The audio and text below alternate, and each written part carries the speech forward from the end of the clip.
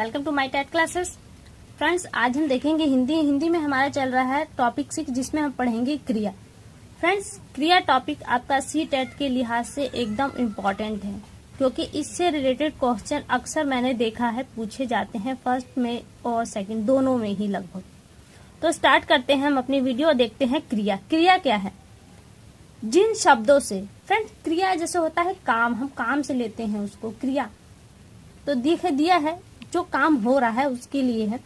जिन शब्दों से किसी काम को करने या होने का आभास होता है या भावना उत्पन्न होती है, वो शब्द आपका क्रिया होता है।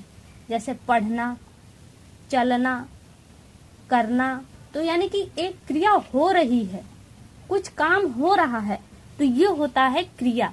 और इन शब्दों से आपको ये आभास होगा कि ये काम हो रहा है, यानी कि क्रिया हो रही है।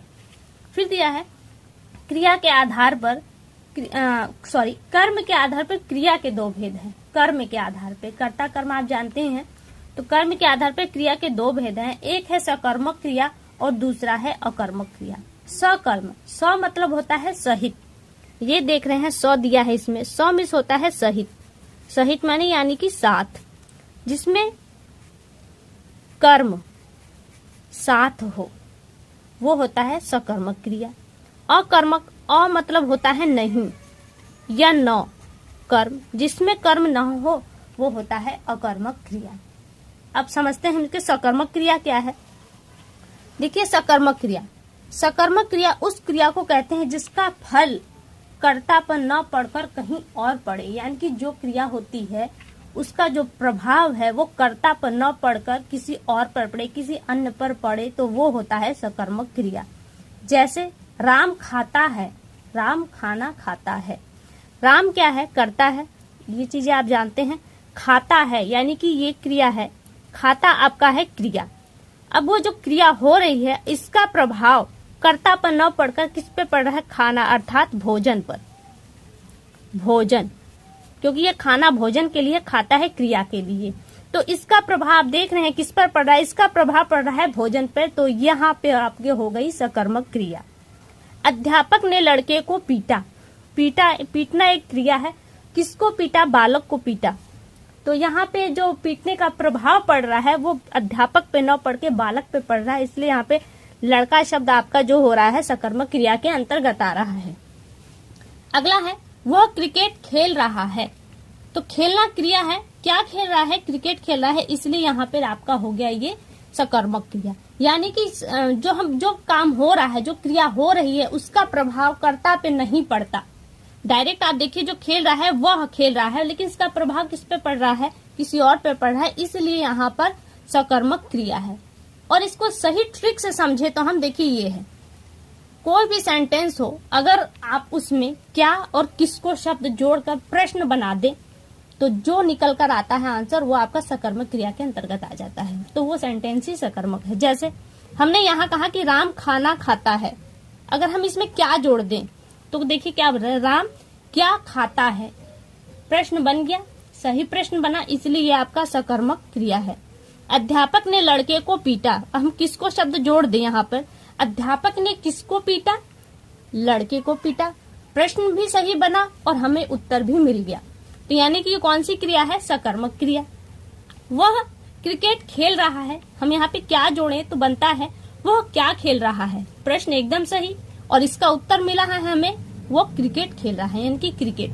तो यहाँ पे एक ऐसा मतलब जहाँ पे जिस वाक्य में हम क्या और किसको जोड़कर प्रश्न बना दें और उसका उत्तर उसी वाक्य में हमको निकल जाए, तो वो होती है सकर्मक क्रिया। अब देखिए, सकर्मक क्रिया के भी दो भेद हैं। दो भेद, पहला है एक कर्मक क्रिया और दूसरा है द्विकर्मक क्रिया। एक कर्मक क्रिया क्या है?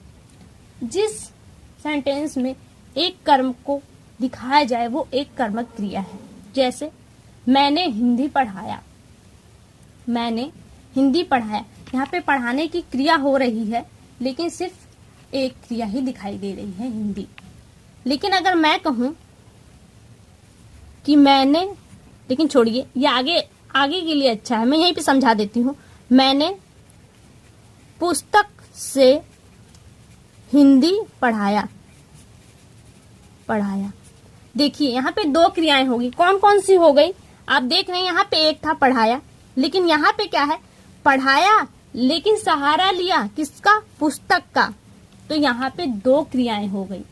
तो ये आपका द्विकर्मक क्रिया का सेंटेंस बन गया और यहाँ पे ये एक कर्मक क्रिया का सेंटेंस है। एक कर्मक क्रिया का दूसरा सेंटेंस देखिए, उसने गाना गाया, उसने गाना गाया। ये आपके एक कर्म, जिस सेंटेंस में एक कर्म दिखाई दे वो सकर्मक, वो आपका होता है एक कर्म क्रिया। अब देखिए द्विकर्मक क्रिया कौन सी है, यहीं पे मैंने पीछे ही बता दिया आपको। द्विकर्मक, जिस वाक्य में दो कर्म के होने का आभास हो वहां पे द्विकर्मक क्रिया होती है। जैसे मैंने किताब से हिंदी पढ़ा है, पढ़ाया और किताब से पीछे बता चुकी हूँ, यही चीज है। यानी जहाँ पे दो क्रियाएं दिखाई दे वो द्विकर्मक क्रिया हो गई।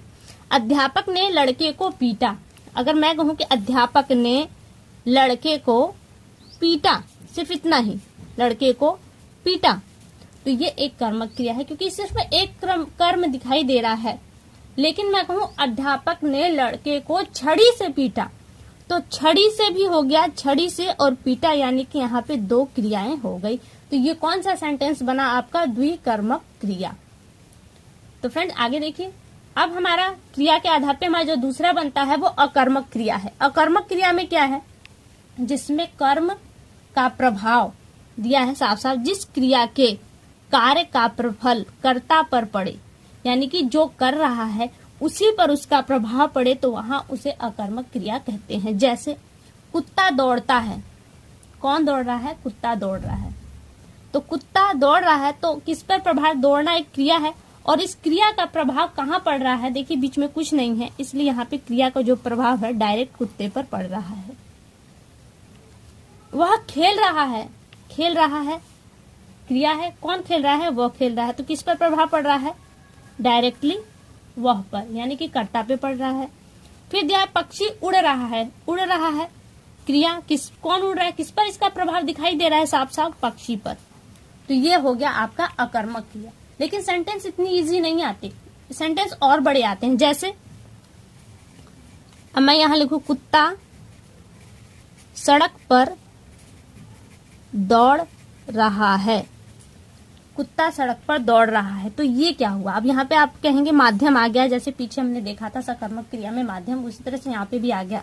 लेकिन नहीं, क्योंकि कुत्ता तेज दौड़े, सड़क पर दौड़े, गली में दौड़े, मोहल्ले में दौड़े, लेकिन कहीं दौड़े, वो दौड़ रहा है तो प्रभाव केवल कुत्ते पर ही पड़ेगा, न कि सड़क पर या गली पर, मोहल्ले पर। इसी तरह से देखिए पक्षी उड़ रहा है, पक्षी उड़ रहे हैं, पक्षी आकाश में उड़ रहे हैं, ये भी लंबा हो गया। यहाँ पे किस पर प्रभाव पड़ रहा है, देखिए पक्षी आकाश में उड़ रहे हैं, जाहिर सी बात है आकाश में ही उड़ेंगे, लेकिन उड़ने की क्रिया को जो प्रभाव है वो पक्षी पर ही पड़ेगा।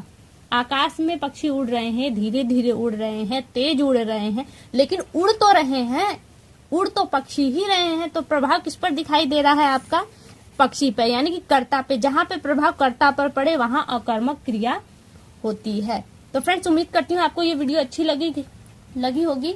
अगली वीडियो में आपसे बहुत जल्द मुलाकात होगी, तब तक के लिए नमस्कार।